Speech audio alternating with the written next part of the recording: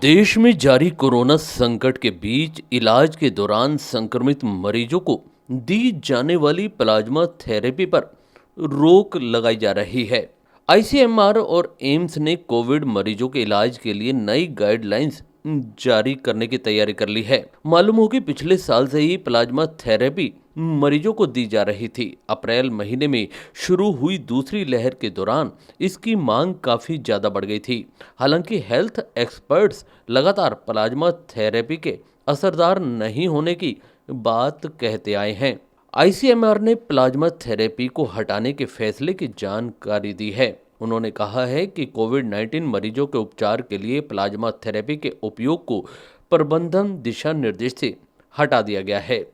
ICMR ने नई guidelines में कोविड मरीजों के इलाज को 3 भागों में बांटा है। इसमें हल्के लक्षण वाले मरीज, मध्यम लक्षण वाले और गंभीर लक्षण वाले मरीज शामिल हैं। हल्के लक्षण वाले मरीज को होम आइसोलेशन में रहने के निर्देश दिए गए हैं, जबकि मध्यम और गंभीर संक्रमण वाले मरीजों को क्रमशः कोविड वार्ड में भर्ती और आईसीयू में भर्ती करने के लिए कहा गया है। उधर देश में पिछले 24 घंटों में कोरोना मरीजों में लगातार गिरावट देखी जा रही है। पिछले 27 दिनों के बाद सबसे कम 2,81,386 नए मामले सोमवार को सामने आए थे, जिसके बाद कुल संक्रमितों की संख्या बढ़कर देश में 2,49,65,463 हो गई है। संक्रमण से 4106 लोगों की मौत के बाद मृतक संख्या बढ़कर 2,74,390 तक पहुंच गई है। देश में अभी 35,16,997 लोगों का कोरोना वायरस संक्रमण इलाज चल रहा है, जो कुल मामलों का 14.9% है। पिछले दिनों हुई कोविड-19 संबंधी आईसीएमआर नेशनल टास्क फोर्स की बैठक में सभी सदस्य इस पक्ष में थे कि कोविड-19 के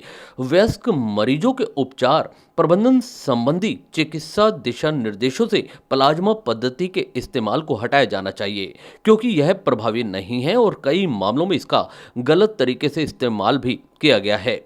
अभी तक की गाइडलाइन लक्षणों की शुरुआत होने के 7 दिन के अंदर बीमारी के मध्यम स्तर के शुरुआती चरण में और जरूरतें पूरा करने वाला प्लाज्मा दाता मौजूद होने की स्थिति में प्लाज्मा पद्धति के इस्तेमाल की अनुमति थी।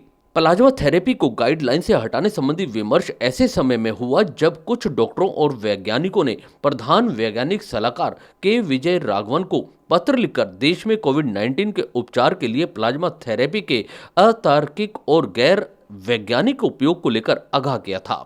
पत्र आईसीएमआर प्रमुख बलराम भार्गव और एम्स के निदेशक रणदीप गुलेरिया को भेजा गया था, जिससे जन स्वास्थ्य से जुड़े पेशेवरों ने कहा था कि प्लाज्मा थेरेपी पर मौजूदा दिशा निर्देश मौजूदा साक्ष्यों पर आधारित नहीं है।